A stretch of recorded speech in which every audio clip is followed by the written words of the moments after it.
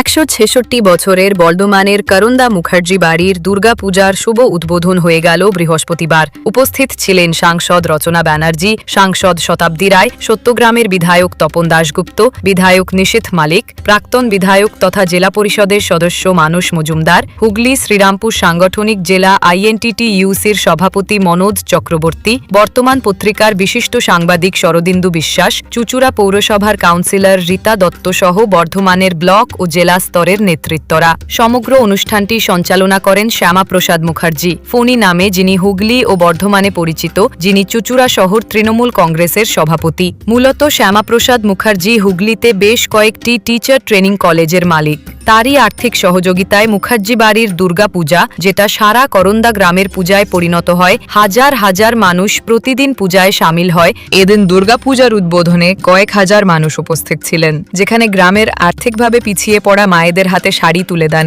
শ্যামাপ্রসাদ মুখার্জি সহ উপস্থিত অতিথিরা। এদিন পুজো উদ্বোধনে এসে মাইক হাতে গানও গাইলেন সাংসদ রচনা বন্দ্যোপাধ্যায়।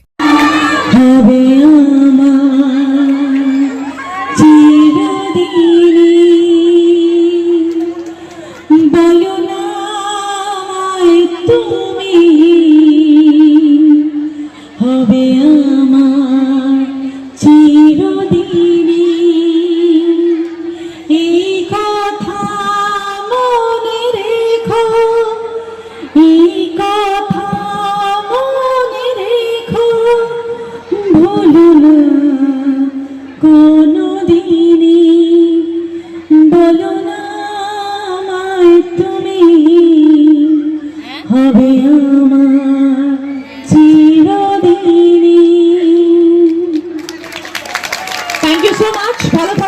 পুজো উদ্বোধনে সামিল হয়ে হুগলি জেলা পরিষদের সদস্য মানস মজুমদার কি বললেন শুনুন। রাজ্যের মুখ্যমন্ত্রী কিভাবে বাংলার যে দুর্গাপূজা, আমাদের সনাতন হিন্দু ধর্মের যে দুর্গাপূজা, সেই দুর্গাপূজা সারা বাংলার মানুষের সামনে আরও বেশি করে আমাদের আরাধনা করার সুযোগ করে দিয়েছেন, সেটা বললেন। কিন্তু আমরা যারা এই মুখার্জি পরিবারের বৃহৎ পরিবারের সদস্য, আমি মনোজ, তপনদা থেকে শুরু করে আমরা সবাই, নিষিদ্ধা এখানে আছে, আপনাদের প্রিয় বিধায়ক, পঞ্চায়েতের প্রধান, সভাপতি, থানার ওসি, সবাই এখানে এসেছি। আপনার দেখুন, মুখার্জি ভাইয়ের দুর্গাপূজা এটা আমাদের কাছে একটা আবেগের পূজা। কেননা ফণিদার সাথে আমাদের রাজনৈতিক যখন হাতে খড়ি, তখন থেকে ফণিদার সাথে আমাদের যোগাযোগ। ফণিদা চুচুড়ায় থাকে, কিন্তু ফণিদা এই করন্দা গ্রামের জন্য তিনি সুযোগ পেলে কিছু করবেন না, এটা হতে পারে না। তিনি যেমন সামাজিক বিভিন্ন কর্মকাণ্ডের সাথে জড়িয়ে আছেন, করন্দা গ্রামের বিভিন্ন মানুষের সুখ দুঃখের সাথে জড়িয়ে আছেন, একই সাথে তিনি এই করন্দা গ্রামের যে দুর্গাপূজা, সেই দুর্গাপূজাটা যেটা শতাব্দী বক্তব্যে বললেন, যে করন্দা বা মুখার্জি বাড়ির দুর্গাপূজাটা হলো করন্দা গ্রামের দুর্গাপূজা, যেখানে হাজার হাজার মানুষ, এই গ্রামের মায়েরা, পিতৃতুল্য মানুষ যারা, তারা মিলিত হয়। এবং ফণিদা তার বক্তব্যে বললো যে আমরা বস্ত্র বিতরণ করার আমাদের কারো সাধ্য মা দুর্গা দেয়নি।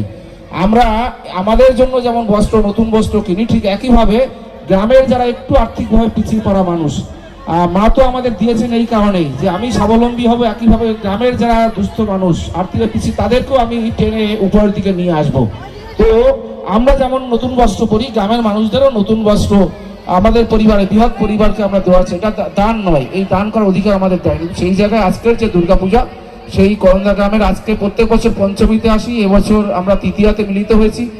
তৃতীয়া থেকে শুরু হলো একদম দশমী, নবমী, দশমী পর্যন্ত এই গ্রামের মানুষ, তারা মুখার্জি পরিবারের মানুষ। মুখার্জি পরিবারের মানুষ যতটা আনন্দ করে, গ্রামের মানুষও ততটা আনন্দ করে। মা দুর্গা, তার কাছে আমাদের সকলের প্রার্থনা, মা আপনার সকলের ভক্তি ভরে মায়ের কাছে প্রার্থনা করবেন, অষ্টমীর অঞ্জলি দেবেন। মা যেন আপনাদের সকলকে ভালো রাখে, সকলের জীবনে যে সুখ সমৃদ্ধি আরও বেশি করে বয়ে নিয়ে আসে, আপনাদের জীবনের যে দুঃখ কষ্ট, সেই দুঃখ কষ্ট যেন মোচন করে। মা দুর্গা দুর্গতি নাশিনী, মা আপনাদের সকলকে ভালো রাখুন। মুখার্জি পরিবারের এই যে কর্মকাণ্ড, সেই কর্মকাণ্ডে আরো স্বীকৃতি হোক, ফণিদা আরো বেশি করে গ্রামের মানুষের জন্য কাজ করুন। সবাই ভালো থাকবেন, নমস্কার। মুখার্জি বাড়ির দুর্গাপূজার শুরু থেকে শেষ পর্যন্ত মায়ের পূজার মাহাত্ম্য তুলে ধরেন শ্যামাপ্রসাদ মুখার্জি। আমাদের এই পুজোটা আরম্ভ হয় 166 বছরের পুজো। এই পুজোয় প্রথম এটা আরম্ভ করেন নাথেশ্বর মুখার্জি, আমার বাবার বাবা, তার বাবা।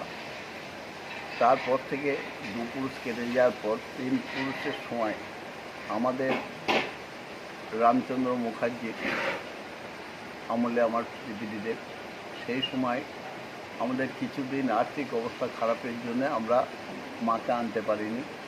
সেই সময় মায়ের আমরা তথাকথিত আমাদের এখানে যারা ছিলেন আমাদের পূর্বপুরুষ তাদের কাছে আমরা শুনেছি মা নাকি সেই সময় কেন্দ্রে কেন্দ্রে এই অঞ্চলে ঘুরে বেড়াতো। তারপর ঠাকুর সেই সময় আমাদের পাড়া পড়শি আমাদের সকলের আর্থিক অবস্থা খারাপ ছিল। তারপর আমরা কষ্টশাস্ত্রের মধ্যেও আমরা মাকে যখন নিয়ে আসি, সেই সময় থেকে আজ অবধি আমাদের সমস্ত পাড়া পড়শি আমাদের ব্যক্তিগত জীবন সকলের সুন্দরভাবে আর্থিক দিক থেকে আমরা উন্নতি করেছি। আমাদের এই 4 দিন নয়, পুজোর 25 দিন থেকে আমাদের তৃতীয়ার, এবছর তৃতীয়ার দিন থেকে আরম্ভ হলো। আজকে আমাদের সকালে 1000 মানুষের মধ্যে আমরা বস্ত্র বিতরণ, লুঙ্গি গেঞ্জি, কৃতি ছাত্রীদের পুরস্কৃত করা, ফুটবল খেলোয়াড়দের 20টা ক্লাবকে ফুটবল দেওয়া। এখানে এসে অংশগ্রহণ করেছিলেন আজকের সংসদ শতাব্দী রায়, সাংসদ রচনা ব্যানার্জি এসে উপস্থিত হয়েছিলেন, চট্টগ্রামের বিধায়ক তপন দাশগুপ্ত, উত্তরের বিধায়ক নিশীথ মালিক, এছাড়াও বহু বিশিষ্ট ব্যক্তি এখানে উপস্থিত হয়েছিলেন। সকলে দরিদ্র মানুষের মধ্যে শাড়ি বিতরণ করেন এবং এইখানে এসে উপস্থিত হয়েছিলেন এদের মধ্যে প্রাক্তন বিধায়ক মানস মজুমদার গোঘাটের, মনোজ ব্যানার্জি, এছাড়া আরও অনেকেই উপস্থিত ছিলেন, সকলের নাম এই মুহূর্তে মনে আসছে না। তা আমরা সকলে এইসব বস্ত্র বিতরণ, এইসব অনুষ্ঠানের মধ্যে দিয়ে আজকে সকালের প্রোগ্রাম শেষ হয় এবং সন্ধ্যা থেকে আমাদের আজকে যাত্রাপালা চেতনা হারিয়ে গেছে অপেরার নাম শিল্পী মঞ্জুরি।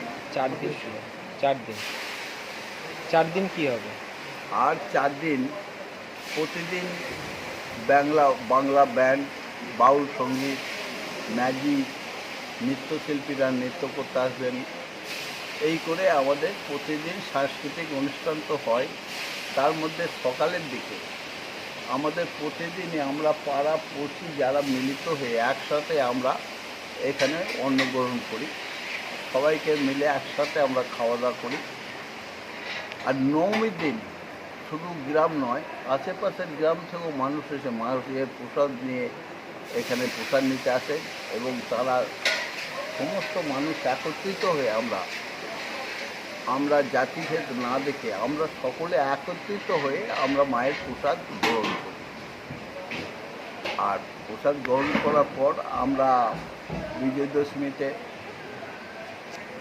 মানুষের একটা আসার সময় যে আমরা আনন্দের মধ্যে আসি, বিজয় হয়ে যাওয়ার পর মন মেজাজ আমাদের ভারাক্রান্ত হয়।